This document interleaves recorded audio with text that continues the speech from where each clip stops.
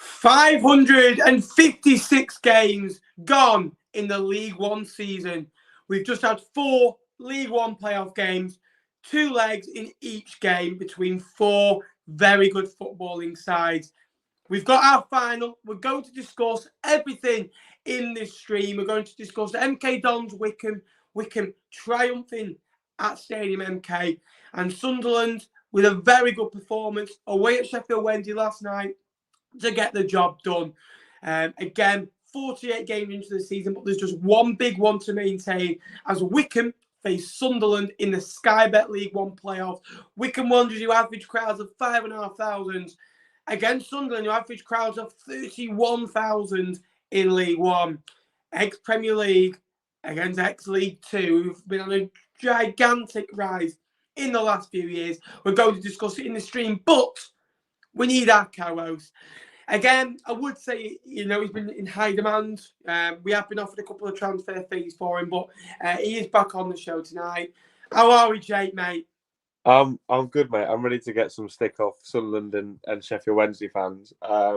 Just personally, obviously, from a Lincoln point of view, excited for the future. See who the new manager is. Obviously, Michael Carrick's a favourite at the moment, but no, mate, good to watch the playoffs this year and not have any stress like last year. So, no, all good, mate. Ready to digest it and go through it in a bit of detail. Yeah, absolutely. Just quickly, again, Michael Carrick is 1-1 for the Lincoln job as of lunchtime today.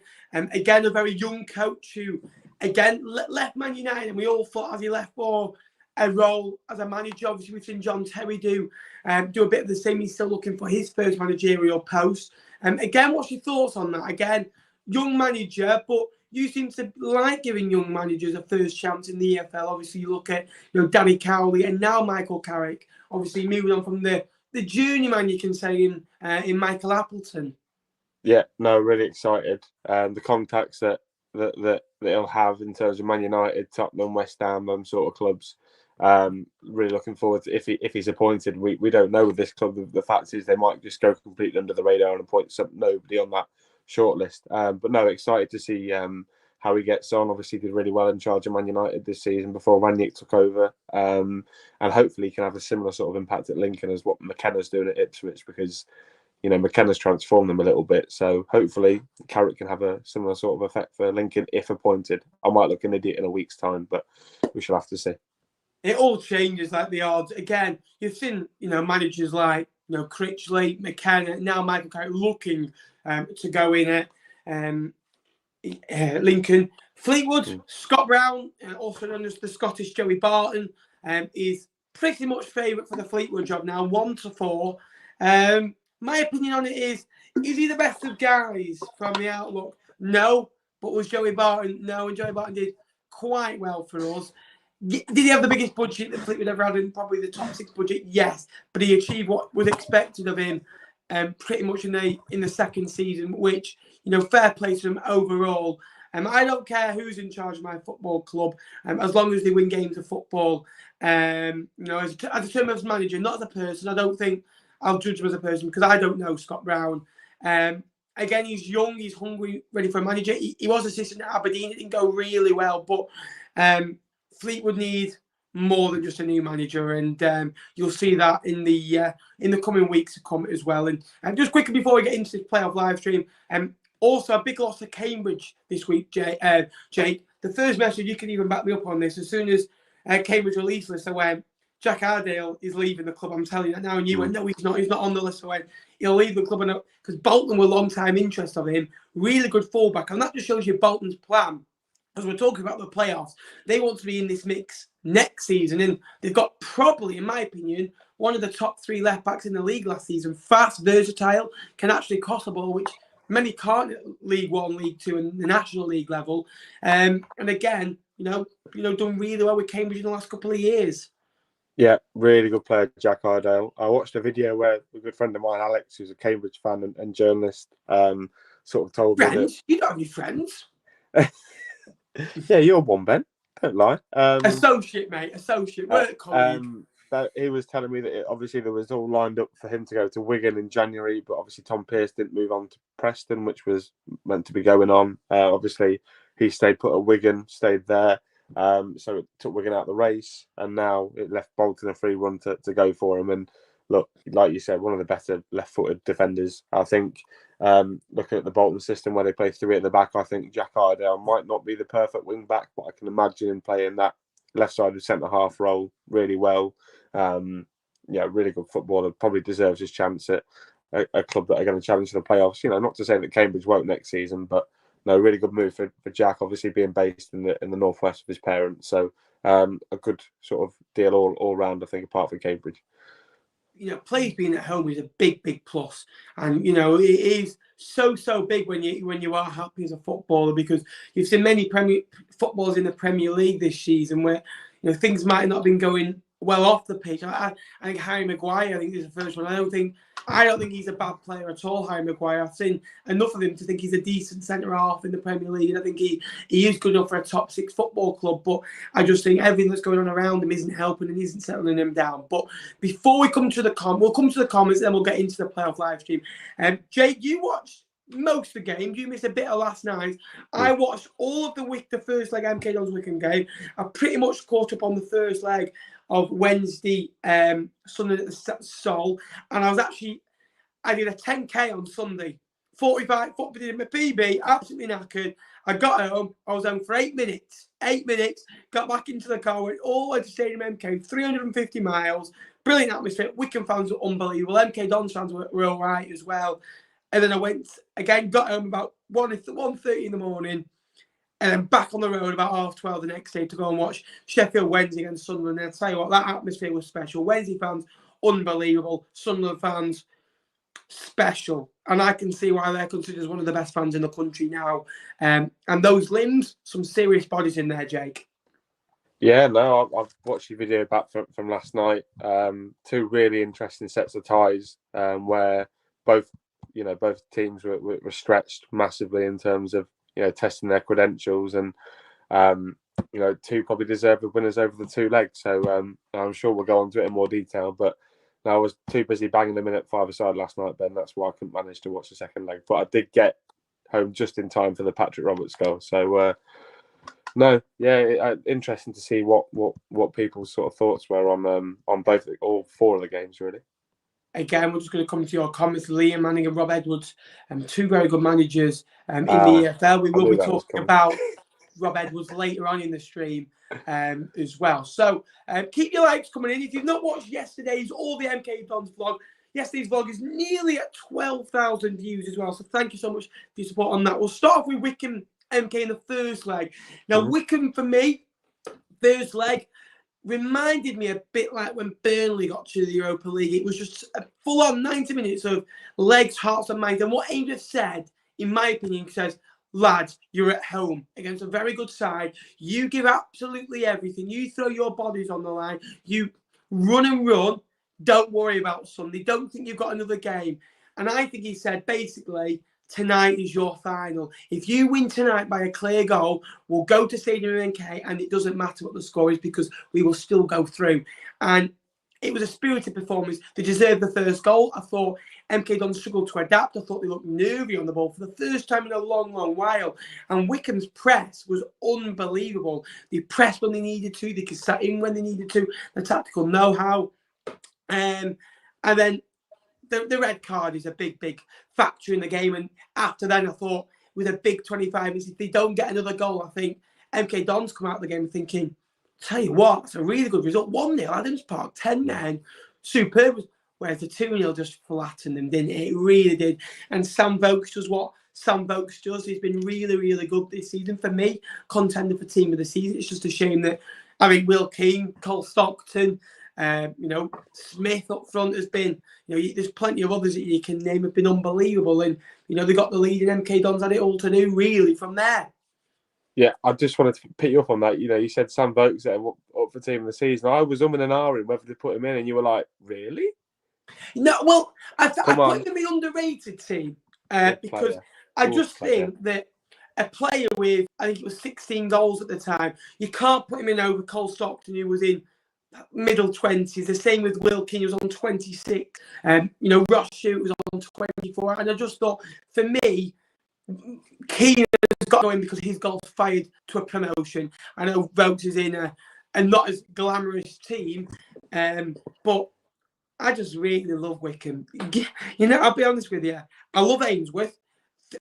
You know what I love about Ainsworth, by the way? He doesn't see the game as just him. He sees it as a collective. He's a bit like Clough in a way that football is for everyone. Now, it's laughable this, Fleetwood took 33 fans on a Tuesday night to Wycombe. I was one of them. And before he cut their fans, he came over to the Fleetwood fans and applauded us for a good 30 seconds. And I just thought, you know something, fair play. And I think, tell you what, how much would these players love him in the dressing room? And every time I've listened to him talk, he's just refreshing. He was the difference why he beat Fleetwood. He was trying to beat Oxford in the final. And he could be the difference why during the playoffs. He could be the difference why they won the other day. He will be the difference if Wycombe go because he is a superb manager. And what I love about them, they don't have skill. They don't have not a lot of skill. What they do have, they have grit. They have determination. They stick together. They put the bodies on the line. And we'll talk about the second leg in a bit. But that block from Ryan Tazafoli is the best block I've seen since I blocked my ex-girlfriend. And unbelievable defending. Unbelievable defending. Because it was a certain goal. And it sent his side to Wembley and the possibility of it's a £10 million block, that, for me. Yeah. Look, Ben, Gareth Ainsworth, you know, you said there, comes over and clapped your fans when you went down there. Gareth Ainsworth is a Lincoln legend also, having played for us in the 90s and early noughties. Fantastic bloke, fantastic man. Deserves every success that he ever gets because he's a bit of a cult hero around these parts. On the game, I think you're right. I think MK were nervous. You could tell they've not been in that situation before, whereas you look at, you know, just the Wycombe back line, Stockdale, Tafazoli, Jacobson, Jason McCarthy, Stewart, they've all played in these big games before, and that really told. I think the thing that Wycombe did really well, Ben, for me in the first leg, was they kept Scott Twine off the ball. You know, Scott Twine didn't really impact the game in the first leg, and by that they practically they didn't nullify MK completely, but they took a big part of MK's game away. And listen, you know, the first goal, you know, how many times, Ben, I feel like a bit of a record player saying that whenever Wycombe are at home, it's their rules. And they played this game the exact same way. Another really good ball in from Jacobson. I was surprised. Not really. Great header from Tafazoli. And then Sam Vokes. What a signing for Wycombe Wanderers. Didn't cut it at Stoke City. I think he'll be the first to admit it. But ever since slotting into that Wycombe team and the way that Gareth likes to set them up, I don't really think there might. Look, Ross Stewart and all these other target men, I don't think there is a better centre forward suited to the way that his team plays than Sam Vokes. Yeah. Yes, he can hold the ball up really well, but how well does he bring McCleary, Darryl Horgan, Dominic Gape, Abita into the game? Fantastic. And no, Wycombe deserve to win, Ben. No question about it. Wycombe dominated that first leg, and I'm really happy that they took that lead going in, and obviously they put themselves in a commanding position, didn't they? Yeah, I agree. And also, we mentioned Burnley as well. Wycombe play the same way as Burnley, and Vokes was a bit of a legend at Burnley in the Premier League and Championship years, and he can just hold the ball up and bring others into play, like you say, and that's what they needed in the second leg, and that's what they got. Obviously, they got the goal really early. It was a poor goal from a Wycombe point of view, but the reaction after that, they lifted their heads, and for me, they won that game from a togetherness, the Tazafoli block, but also Stockdale's goalkeeper. And he made 5 or 6 unbelievable saves. That, you know, he won the Golden Glove, and we all talk about, you know, the Stewarts, the Tazafolis, the Jacobsons, the Jack Grimmers, the McCarthys in front of them, and even the midfielders. Oh, we're gone. We're gone here, lads. I tell you what, there'll be some people having half the talk at home. I tell you what, we don't do it easy on this channel.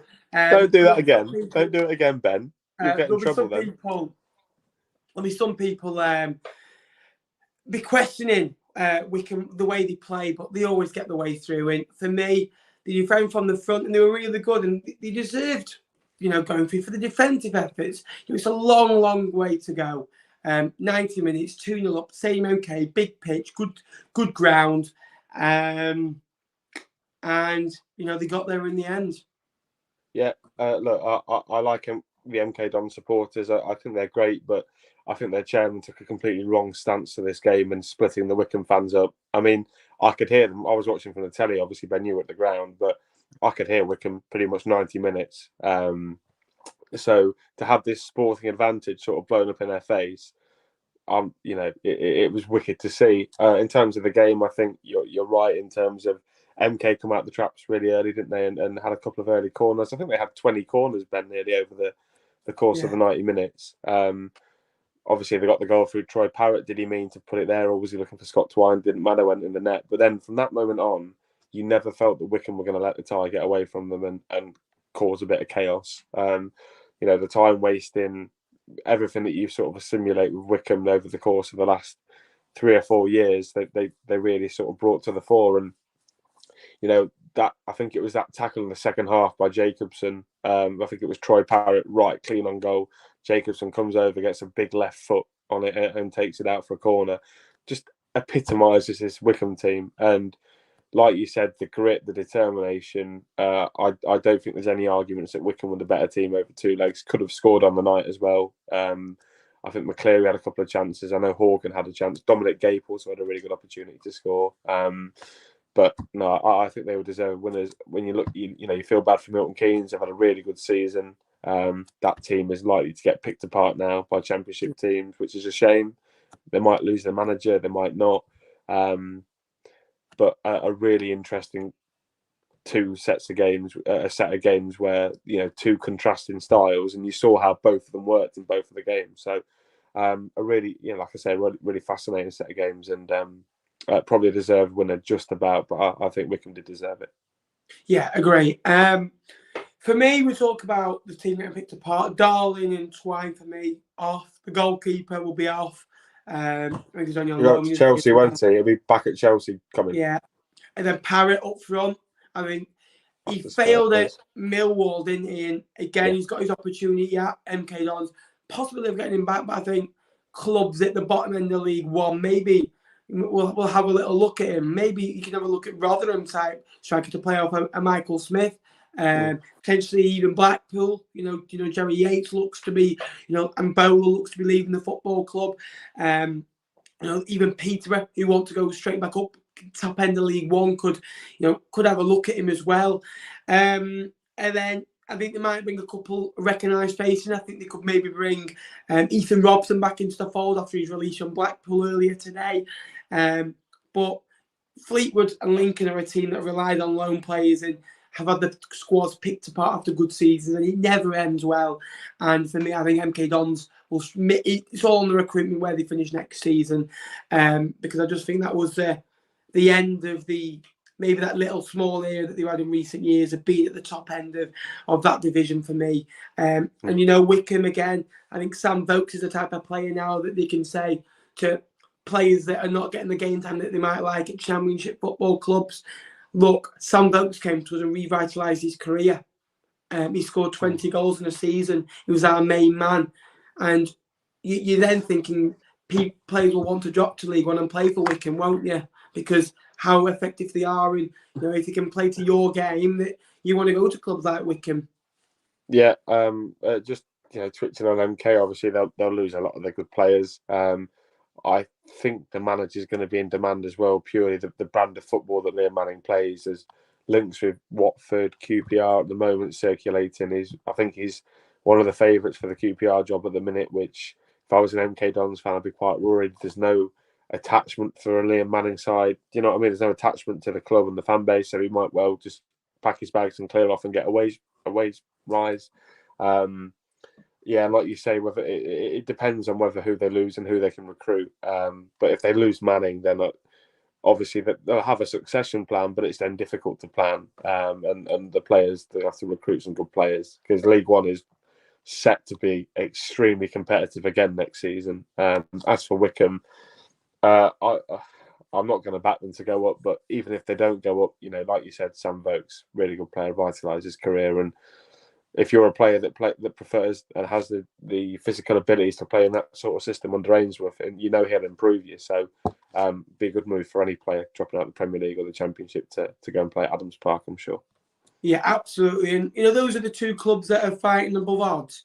Should we talk about the two sides that are fighting to beyond the odds that they should really be at now? The first leg, Wednesday, Sunderland, now 45,000 fans in the stadium.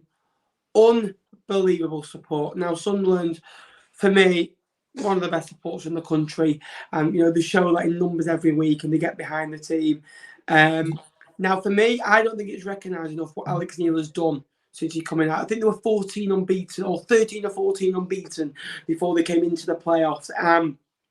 He came in, obviously, I think Wimbledon away was his first game, and they were struggling, weren't they? They were losing a lot of big games, and they were losing a lot to good sides before he came in.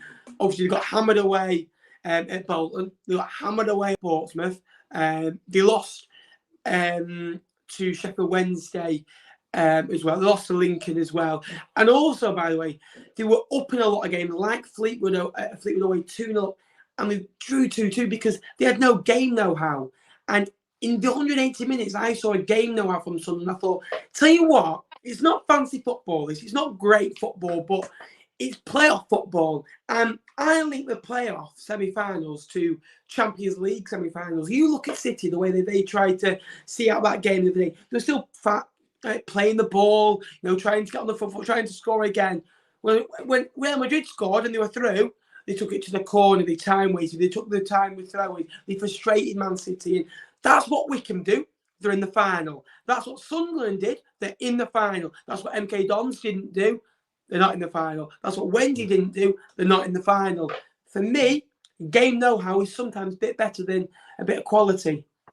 Yeah, and look, I fully put my hands up. I backed Sheffield Wednesday to go up through the two legs. So I apologise to all the Mackhams in here. I thought the game, what night was it, Ben? Remind me, was it Friday? It was Thursday game for the Wycombe, Friday for Thursday.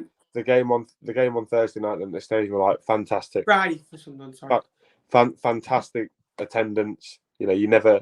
I think last year the tickets for the semi-final against us were got in about 3 seconds flat. I know there's only 10,000, but look, it was a really tight game. I thought. I think Wednesday would have been coming away thinking if we can get a draw from this game, they'd take it back to Hillsborough and try and get through. But one mistake cost Wednesday really for me. Hutchinson letting the ball bounce. You can let the ball bounce. I don't know if you saw the goal back then, but he's let the ball bounce twice, and it's a massive mistake when you've got Ross Stewart bearing down you, who's the Loch Ness Drogba, as they call him, bearing you down. I don't think I was envious of Hutchinson in that situation. Yes, Stewart gets a bit fortunate with a goal and the fact that it comes off Peacock Farrell's heel and falls straight back into his path. On another day, that goes somewhere else. But it was a really tight game, and yes, Sunderland won it. But I feel like they probably wanted. They thought subconsciously, knowing that Sheffield Wednesday have got such a good home record, that they'd need to win it a bit like Wycombe did, convincingly. They didn't do it for me convincingly, but they still got the job done, which gave Sheffield Wednesday that hope going into the game at Hillsborough last night, thinking, yeah, we can turn this around. And it was until obviously the late goal that put them through to the final that you thought Wednesday might do it. But no, good result for Sunderland. Played two really good teams that shouldn't be at the level. Fantastic support from both sets of fans, and not as entertaining as the game the night before, but equally as tactical and a really good battle that Sunderland just about shaded. And I think both teams would have been happy with that result on the night. Yeah, agree. I say the mistake for Hutchinson. I don't think he makes in training, and I don't think he makes in 46 league games. And it's playoff pressure. And Tony said it before. This anti-football crap, I'm going to call it.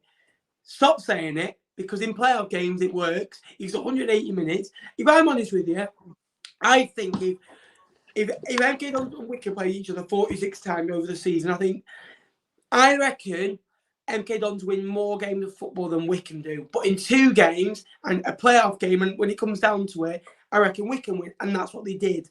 And we said 5 games before the start of the season, Wycombe would always get through. Whereas with Wednesday and Sunderland, I thought with Sunderland, I always thought it mattered what the stadium was like, because with them it's mindset. Now I made a little saying where I said, when Wednesday scored, I went, if I was a Sunderland player or more like a fan, I'd be like, oh dear, it's happening again. Because those thoughts come into your head. A bit like Man City in the semi-finals, it goes, oh, it's going to happen again. When things are going against you, when you're against the play. But Sunderland had the character in that second leg to go with a 1-0 lead, and they didn't sit back. Wednesday, I thought Wednesday were poor for the first 25, 30 minutes. They did lay a glove on them, like MK Dons did. And that's where I think Wednesday lost the game, if I'm honest with you. They got to half-time, Sunderland, and as time ticked on, the goal came out of nothing in the second leg, didn't it, Jake? Lee Gregory came alive. And we talk about big plays and big moments. We spoke about Vokes in the first game, did really well. Twine was all right, but he was a missing man when it came to those big chances. And he just didn't really... And that's why MK Dons lost the game.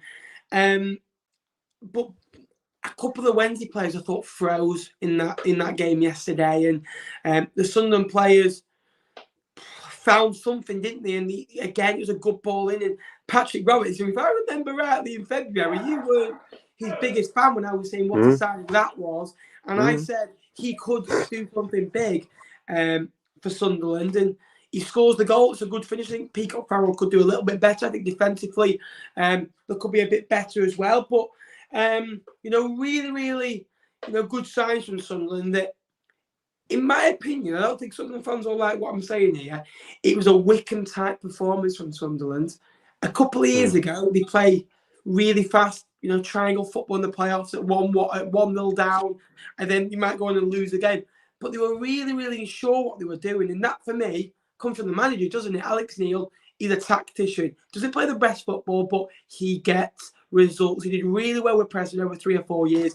Now, I'm saying if they stick with Alex Neil for 3 years, I reckon they could be top half in the Championship in 3 years' time if they stick with Alex Neil, because that's the type of manager he is. He won't spend a lot of money at Sunderland. He will reinvest in what he's got and will build from it. But brilliant from Sunderland, deserved it over the 2 legs. I feel sorry for Wednesday because they're a fantastic football club, fantastic game, and I was at the game and the atmosphere was special. I had goosebumps. I've got goosebumps thinking about it. And those Sunderlands, I reckon there's a few sore bones, sore legs, a couple of broken legs, I'd have to say a lot of hangovers this morning, and maybe a couple of fans that, tripped down about 18 rows, Jake. Look, Ben, beating Sunderland over 2 legs isn't for everybody in the playoffs, is it? So we shall have to see how the Wednesday fans react to that. No, look, I didn't catch the most of the game. Like I said, I was obviously at 5-a-side. I switched on with about 10 minutes to play, and it looked that... We've got it again. Oh, he's done it again. Very professional, I told you, Benjamin. I said they would. No, look, I think that both sort of teams with 10 minutes to go were thinking, oh, this is going to go to extra time. We'll just play out for extra time and see what we can get from there. Wednesday had a couple of opportunities. I think, Pattinson was pretty good as well from what I count from. But then, obviously, Jack Clark, who was fantastic at since we're back earlier in the season, how he didn't score that there, I've got no idea. Just had the legs in the last couple of minutes, and he got into that situation where Sheffield Wednesday didn't want him 1-on-1 with a centre half, because you got a player like Jack Clark running at one of your centre halves, you're in bother, and he turned Story inside out. Great ball across, fantastic run from Patrick Roberts. Yes, Patrick Roberts has scored this great goal that sent Sunderland to Wembley, Ben, but given the reputation of the player when he first joined, I don't feel that he's cut it quite enough as he should have done, given his reputation at City, Celtic, Fulham, etc. I don't think he's done enough over the time period. I've not watched him every week, but he doesn't look like. But no, look, obviously he's come back to haunt Wednesday again. Obviously scored the goal that kept Derby up last season to send Wednesday down. Scored this goal to keep Wednesday in League One next season. What a shame we've got to go to Hillsborough, Ben. And look, Sunderland deserved it. I got it wrong. Yeah. The video that you made, Ben, really, really well put together in terms of showing the atmosphere at Hillsborough. And look, Sheffield Wednesday will be back next season. I've got no doubts about it. But in terms of Sunderland, fully deserved. And like you said, you used the word limbs, which I think my podcast co-host Gary would be quite frustrated about. But incredible, like the celebrations. I like you said, it reminds me of our goal away at Burnley in terms of like it looked absolute carnage in there. And look, fantastic. And I'm glad Sunderland have got a chance to go to Wembley and win promotion because they bottled it last year, didn't they? The biggest winner out of this is Trafalgar Square. They could take over, and Sunderland fans are a different breed. Like, I honestly believe if they got miles away on a Thursday night, they'd still sell it out. That's unbelievable. But Wednesday, I do feel for them because they are a good team. I just thought over the season, away from home, it let them down a little bit. And for me, I always thought you can nick something off Wednesday. I think sometimes the manager isn't always great in these big games. And I like Darren Moore. I just questioned some of the tactics yesterday. It wasn't working for 60 minutes and he didn't change anything. And I was getting frustrated. I'm just thinking, just change it. A bit like a Charlie Methering type character when he's up at Netflix. So he's shouting to Jack Ross at the time, change it. Type vibes, David Brent FC. But they'll be back, Sheffield Wednesday. They'll be up there next year. Barry Banning will stay, which is good news, which I hope Lee Gregory says. I think he will. Luengo will stay. I think he's out of contract. Hutchinson's out of contract. I wanted to keep him. But I'd only build around 5 or 6 of them. I think a lot of them, I think a couple aren't good enough. I think there's a lot that came on. I think Mendes Lang came on yesterday. I thought he was poor when he came on. I don't think he'll be good enough for a full season. And there's a lot of work there to do, but I think they should get the business done really early this year. Now they know League One. It's important for them not to get stuck down here. Ipswich, I've learned the hard way. They're in their 4th year going into League One next year. Portsmouth have been here 5 or 6 years. They've got progressively worse, Portsmouth as well. Sunderland have been. This will be, I think, the 6th season if they don't go up next season, which is, a club of that size. Bolton Wanderers, again, they've been up and down from the champ. I think Rotherham have been up and down. It's so important to get up. It's fast becoming a tough league to get out of. I'd say it's nearly as tough as to get out as the National League, where only 2 teams go up. Because these teams like Wycombe, Plymouth, Bolton Wanderers, those teams just outside of the Big 8, the Big 9, Charlton as well, they'll improve and they'll think it's a missed opportunity that Wednesday. And but when you play at a ground like Hillsborough, it's 53 points is something you can be really proud of. And it's going to be a tough place to go next season. They just got to match that, be a bit better away. And in any other League One season, they'll be challenging for top 2. It's as simple as that. But Sunderland, excellent. Game know-how, brilliant. Patrick Roberts, I think he's come up in big moments. And I think for me, if you're not good enough every week, you need to come up in the big moments. And that was what big players do. And he did that again. And let's be honest, Jake, some of the average players at clubs that score 10, 11 goals a season can be legend off one game. Look at Tom Hopper. He's a good striker, but you say Tom Hopper and you think Sunderland away. It's the first thing you think of, the Alan Shearer. And you don't think about him over the course of the season. You think he got us to Wembley. And for me, that is what you remember in big players. And for me, unlucky to Sheffield Wednesday, but Sunderland, they're going to have a right bash, aren't they? And I can't wait to see it. And, Wycombe, they're going to be outnumbered. We are going to the final. All being well, we're going to be there. Again, that'll be my 50th and final League One game of the season. Thank God I don't have to watch Fleetwood again. But Wycombe, Sunderland final we're going to talk about next. And before we do so, Jake, do you want to plug your channel? Because there's 300 people in here, by the way, which is a Cosvlogs record. So if you could like the stream, that'd be very much appreciated, because let's get that like button up. And also subscribe if you're new as well. We are 300 away from 9,000 subscribers. So if you could help us out, that'd be appreciated. Jake, Ben, just before I do plug my channel, there's one thing you said there. If you're Wednesday's recruitment team, all you've got to do is show them the images of the crowd at Hillsborough last night and said, if we turn this club around next season, this is what you can be playing in front of every week. So pull your finger out and come to Wednesday and help us get promoted. Anyway, because Wednesday fans will be bashing me enough as it is anyway. Look, my channel, the Stacey West YouTube channel, it's a Lincoln City-based podcast. Obviously, we do previews of opposition fans. We didn't quite get our 500 subs by the end of the year target, but we've got bigger things and better things planned next season. We have a weekly podcast. Expect obviously some stuff coming out around the new manager. We have interviews with the chairman, director of football. Landon Donovan is coming on the podcast in the summer, which would be interesting. But come over to the YouTube channel. Previews with opposition fans go up every week. There are going to be some new stuff coming on the channel as well. So any subscriptions would be massively appreciated. Share it with your friends. It will be some good League One content, hopefully, and hopefully get some of you involved, especially the man that way is over there. He'll be on it. It's always confusing that, isn't it? But yeah, look, there's no other Fleetwood fans to come on the channel, so Ben's literally the only person that I know that will come on. Actually, no, I know Tyler. He might come on, might he? Tyler's a good lad. But no, yeah, come over and subscribe it, and hopefully we can push some serious numbers next year, because I'm going to put quite a bit into it. Yeah, really, really good. Good man. Now, 5 minutes, then we'll do a Q&A to finish. Big game, the playoff final. It's the biggest game in the League One. The second biggest game in EFL, really, behind the Championship, for obvious reasons, for a path to the Premier League. How big?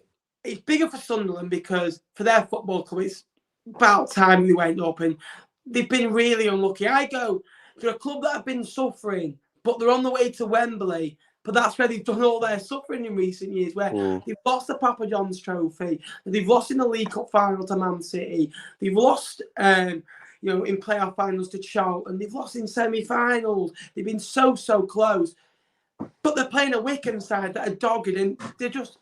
It's like playing It's like playing weekend league, playing Wycombe, isn't it? It's just so sweaty, so frustrating. They're so matched for the playoffs. Yeah, look, you can't think of a support base in the country that deserve to go to Wembley and finally break the curse than Sunderland, because I think they've been there. I mean, the Sunderland fans in the chat, no doubt, 6 or 7 times now, and they've not won.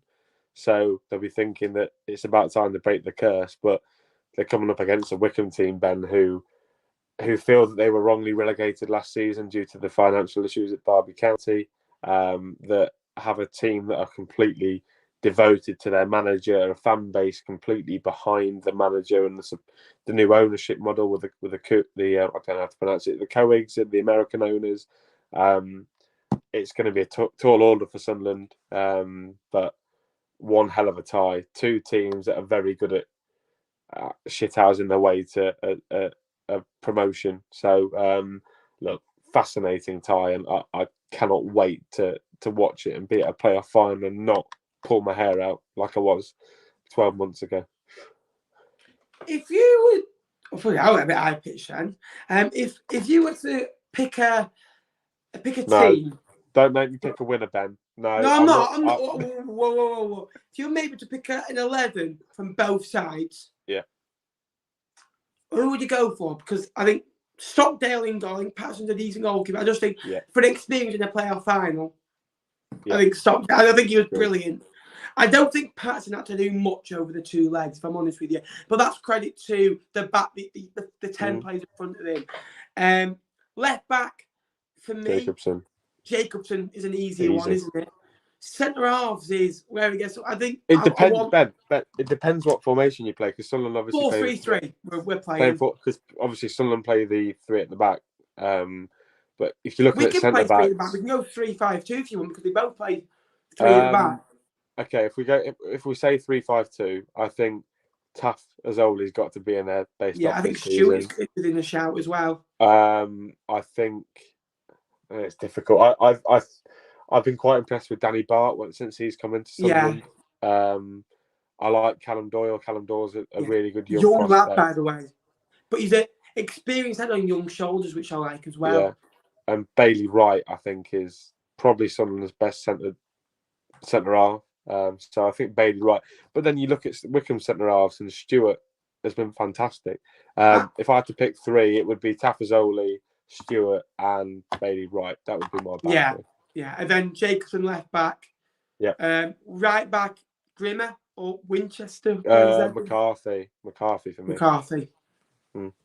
Yeah, I think McCarthy so. was brilliant. I've watched Wycombe in the playoffs against MK. I also went to watch them against Bolton. I didn't do a video that night. I went to watch them against Bolton, and I watched him against Fleetwood at Highbury, and he was brilliant. So I think that we've got the mix there. Midfield now. If you're going to go to, are you going for a 2, then a 1, and a 2, or are you going for a 3, or are you going for a 2? Yeah, we've got to play 2 up front. Then you've got to play. You've got to get the 2 big men up front. So you're going to have to play 2 normal midfielders, a number 10, and 2 strikers. Vokes and Stewart. Brexit. Yeah, Brexit. Vokes and Stewart, I think, are the 2 strikers. I don't think we need to discuss that. I think the 2 holding. Go on. I think that one of the 2 best strikers in the division. I love Ross Stewart. When he's quiet, he still has a good game because others have a good game because of him. And it's a talent, that it really is, and been brilliant since he come into the football club. And my mate Jack Goodwin, who's a good journalist, he said to me he thinks he'll be top goal scorer at the start of the season, and I think he'll be in the top 3. And obviously, just off, with Keane nipping a couple in towards the end of the season. Midfield is where it gets tough, though, isn't it? Because I think, honestly, I couldn't guess it. Really? Scowen for me? Really? Scowen? Good season at Wycombe. Yeah, really good. Ex Sunderland Mackham as well. Gooch up there with a shout, good player. In midfield, though, I'm struggling. Luke O'Nien. Pritchard goes in for me, by the way, as my number 10. As the 10, yeah. Because you've got a little bit of agility behind 2 big men there to get in behind of 2 big men. That's what I think you need in that side. I think for me, my midfield 2 would be Scowen and O'Nien would be my midfield pairing. What's good about O'Nien is energy, box to box, and you can play him left back, left centre half, right back, midfield. He is literally like a League One James Milner, isn't he? And he's ex-Wycombe. It's mad, isn't it? You've got Scowen. There's a lot of crossovers. If you remember rightly, when Stuart Donald and Charlie Metherin first came in, he was Sunderland's first signing. If you remember, when in their second season to try and get out of League One. Or was it first season in League One? Did they sign? I think it was the first season. It was their first season in League One, and he was their big. And he's still there. And I think he's a really good player. 09, and he doesn't pull up any trees. I don't think he's top 10 in League One or top 10 in his position in League One. But what he does offer you is a good 7 out of 10 every week, and a player that everyone wants to be around. Yeah, no, and Luke O'Nien. Obviously, we've got mates who are Wycombe fans, and they've all been massive fans of 09. I think he was massive in their promotion-winning season. He played in there with Dominic Gape, who's still obviously in the team now.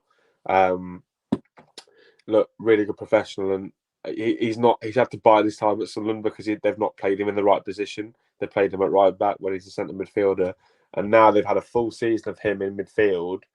I think he's really showing why Sunderland would have made the purchase of him, and a really good bloke and a really good signing for League One level. Be interested to see how he can get on at the Championship. Obviously, if that's for Sunderland, maybe it is, but I think he's probably a player that if Sunderland don't get promoted, we could well see move up anyway. Right. Before we do go to the Q&A, we're going to do one reason that Wycombe will win it and one way that Sunderland are going to win it. Now, we'll start off with Wycombe.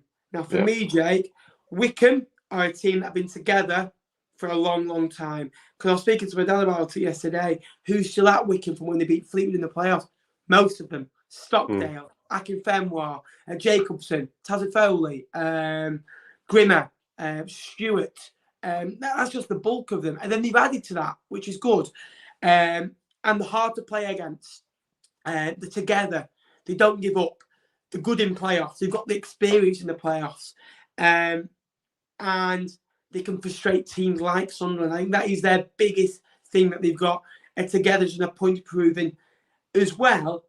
They're not favourites. They're coming into it as underdogs, aren't they? And little old Wycombe, they shouldn't be underdogs. I think it should be pretty much evens each because they're both very good sides. I just think because of the size of Sunderland Football Club, that's why they're favourites. And it's as simple as, and they're going to have more fans inside the stadium. Yeah, the reason that Wycombe will get promoted for me is their manager. Tactically very aware, top bloke who has his team, like I said earlier at the top of the show, completely devoted to him and will do anything. They'll run through a brick wall for Ainsworth. And for me, he's a championship manager at managing in League One. So I think that the reason that Wycombe, if they stand a chance of getting promoted, I think it's purely down to the manager and the way that he leads his team. Yeah, agree with you there. Now Sunderland, again, they're on a good run, great run of form. They scored late in the game, so they're going to be like wild animals, aren't they? They've just been let go. Excited, buzzing. You can play in front of a big crowd. Been at Wembley before, and they've got the scars there ready to heal. And let's be honest with you, if Sunderland win promotion this year, that Papa John's game's forgot about, that Charlton game's forgot about, the City game's long distance memory now for me. You know, the Lincoln games I forgot about. They're not forgot about in your memory, of course. No. You'll be soon to, remember that. But that's all gone now because they've done the job. It's taken longer, but they've finally done it. And I think for me, to have that opportunity in front of me, it could work both ways. They could be scarred. But when they've got Alex Neil as a gaffer, you saw his passion when he came on. And they've got a really good squad now. The players that they put on yesterday. Jamie Mattetti came on and I was bawling my eyes out. Not because of how good he is, because, he left Fleetwood and I miss him every day. He's a top player that you can bring on in a game. I thought he can hold the ball a bit like Ross Stewart. And also, they've got experienced lads at the back now. And, it's all going to be decided. But I think the managers are really, really good. And I can't predict this. It's gonna. I reckon it's gonna be a 1 goal, and it's gonna be unfortunately a moment of madness or a mistake to win it. I think the reason Sunderland are going to get promoted is the supporters. Given, I know I keep talking about the playoff game at the stadium of like last season, but they only had 10,000 in, and you saw what their support did to their team, and the fact that they were able to overturn that deficit very quickly. I think that having 40k, whatever Sunderland are going to take, is going to have a massive impact on the players, and they're going to want to do it for their supporters. And I just think the Sunderland fans could roar them over the line. I'm not going to say they are because I'm staying down the middle, but it's a massive factor, and fans win football games at times. And yeah, I think they'll have a massive part to play in the game. It feels a bit like if any of us say who we think are going to go up, it feels like when Dave Jones said to Gary Neville on Sky, they are the views of Gary Neville and not those of Sky Sports. That's what. But set pieces as well for Wycombe could be vital in this game. And Sunderland, you're going to have to be switched on. It could go all the way to 120 minutes this, because both teams are as fit as a butcher's dog. And for me, I can't wait for it. And Wycombe, everything to gain, nothing to lose. Sunderland, an unbelievable opportunity. 90 minutes away, 45,000. They'll get more allocation. I'm absolutely sure of that. They'll take 70,000 to London. There'll be loads inside London that don't go.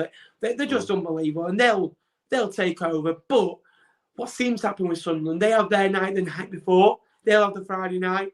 But it always seems that the other team, unfortunately for them, always seem just to have that Saturday, don't they? And they're going to have to change it where it's going to be not Sunderland, but it's going to be Sunderland's Saturday and weekend and season as well.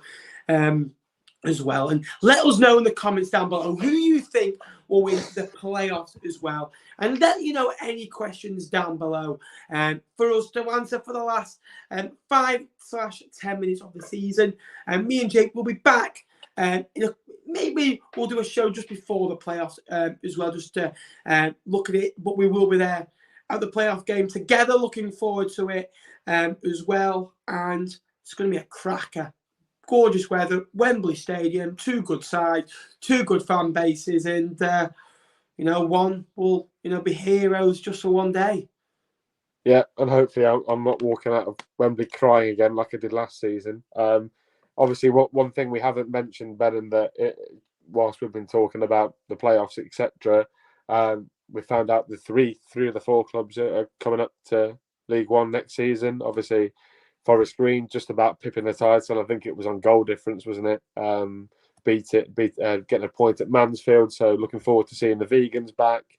Rob Edwards done a really good job there. Really good job. And Exeter as well. They've been patient in getting out of League Two. They're finally back. We're good to see them down. And then Bristol Rovers. I mean, wow. Your ex-manager.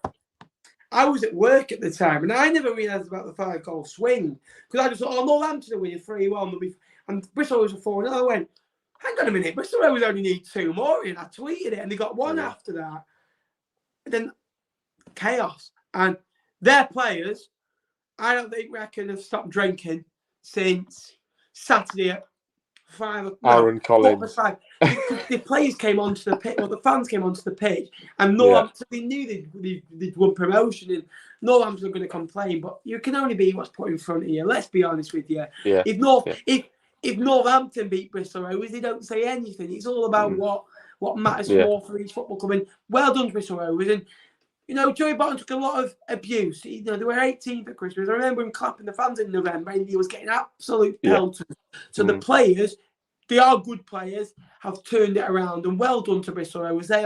We talk about good fan bases. They are another excellent fan base who, again, another quirky ground to add. It's not like you say in Light, but it's a great ground nonetheless. And the playoffs, Northampton, Mansfield, looking at Mansfield, Cloughey's there, great recruitment, great fan base, great ownership, great everything there at the moment. Playing Northampton side who, let's be honest, they're going to feel flat. They're going to be flatter than a bottle of Coke after putting Mentos in it. It's really, really going to be a sucker punch that for them. And I reckon Mansfield will get through it. And then Swindon, Port Vale, I reckon both sides can win it, but I think Swindon will get through it for me, Jake. And we'll see a Swindon-Mansfield final. I won't want to predict that.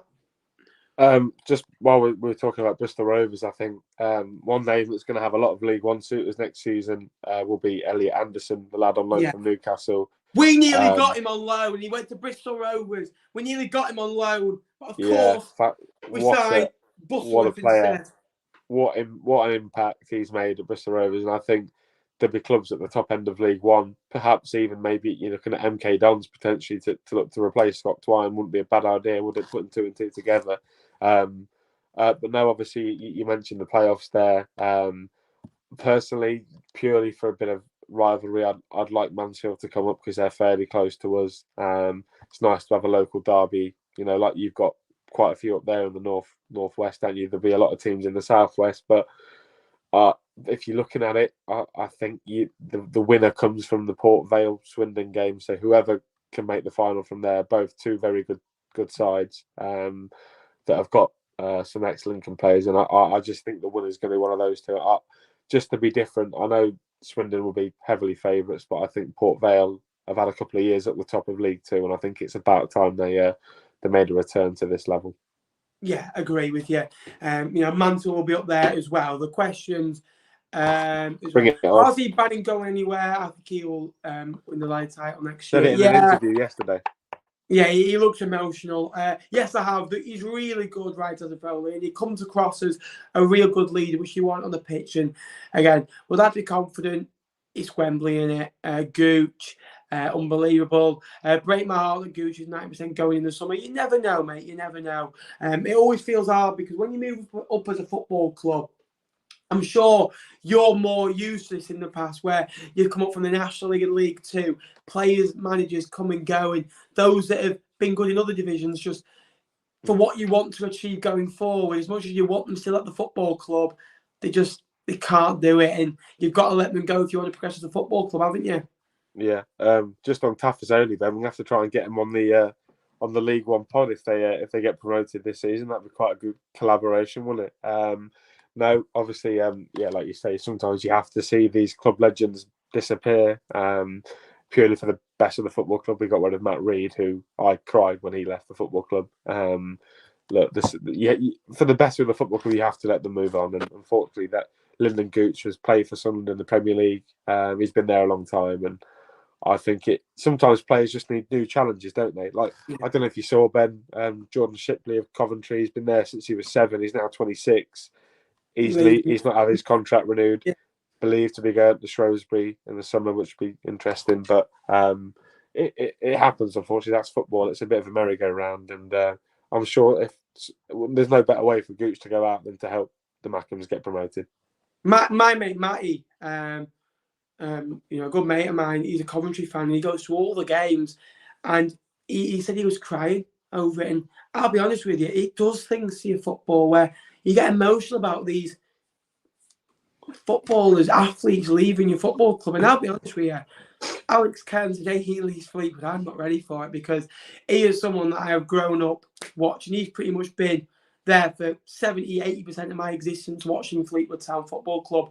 Kamara, clubs in top end of championship, middle age championship, will be having a look at him surely. I think so. Preston for me, Ben. Preston. I think you've got to look at everywhere's a miles away from Plymouth. So you can barely predict. You can't go, he's going to go to London because that's far away, or you can't go, he's going to go up north because that's even further away. No one is looking like Carlisle or Newcastle or Sunderland, like 800 miles further away. As well. Again, a lot of Wednesday fans upset in the comments. 719 of you in this stream. If you could like this stream, that'd be greatly appreciated. It does help us out a lot. And also subscribe. Get that subscribe button hit as well. I hope Wycombe smash Sunderland, says Kyle. Jake, Sunderland FC. Akinfenwa on last minute. I love Akinfenwa as a bloke, but why is Sky interviewing him after being an unused substitute? Why is it always about adding it? I know he's his last dance and all that, but come on. Like, interview the players interview David Stockdale, because he got Wycombe there. Interview Tyler Foley about that block. Come on. Detest it. It's all about views for Sky, isn't it? And they know Akinfenwa's a name that will... It's a bit like clickbait on YouTube, isn't it? Having that interview with Akinfenwa will draw viewers in, and I mean, is he even going to get a kick in the final? I doubt it. Yeah. They might bring him on in the 98th minute. He'll come on. You think? If they're winning 1-0, he'll come on for the last 5 minutes to hold the ball up. Because if they're chasing the game, he will come on to try and win the game. And if they're losing the game of football, they're going to bring a striker on, aren't they? I've got no doubt in my mind that he will come on in the final, regardless of what the score is. And Sky will all be like making a massive deal of it. And everyone watching on TV will be like, oh, no, thank you. Yeah. Well, for me, Wednesday were really, really good at the start. Obviously, when they got the goal as well, Sunderland were consistent throughout, and at the end, they were special. Both football clubs were, really good for parts of the game as well. But when the going gets tough as well, they were good. Ben Cod conceded 83 goals last season. What do you make of trying to sign Toto NCL, Danny Andrew and Tom Clark? Well, Danny Andrew I would have at the football club, because I'll be honest with you, if Danny Andrew when Danny Andrew leaves the club, my first name on my list is Joe Rafferty, who's just been released from Preston. North Wales best, wouldn't have to move house, can play in League One, will play every minute for us pretty much, was really good at Rochdale, played 250 times /League 2/League 1, compliment at this level, played 60 times over the last 3 seasons, so he's been a squad player for me. I think he's a good left back. Tom Clark, I don't think we could help that Tom Clark play. I think he had something in his contract, appearance-based. Toto NCL, lovely bloke. For me, not good enough.